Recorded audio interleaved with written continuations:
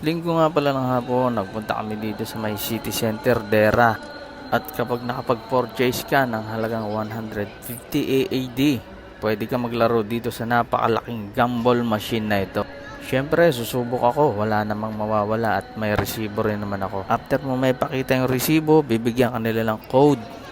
At i-enter mo lang yung pangalan mo, tapos bibigyan ka nila ng token. At dahil nga linggo, maraming tao dito, maraming nakapila. Palagay ko mga pang-10 pa ako eh. Pero pinilit ko, tsinaga akong pumila para masubukan ko itong palaro nila nito.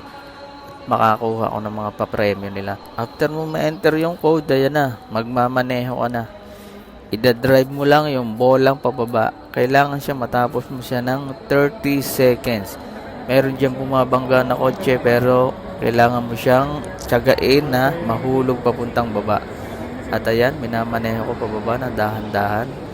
Ayan, nailusot ko yan. At ayan nanalo ako dyan. At syempre, kukunin ko na yung aking bola. Ito yung aking gumball. Ayan Ayan yung nahulog mula doon sa taas. At nanalo daw ako ng 1,000 points. At equivalent sa 100 dirhams. Aba, pinicturean pa nga. Ginawa pang model.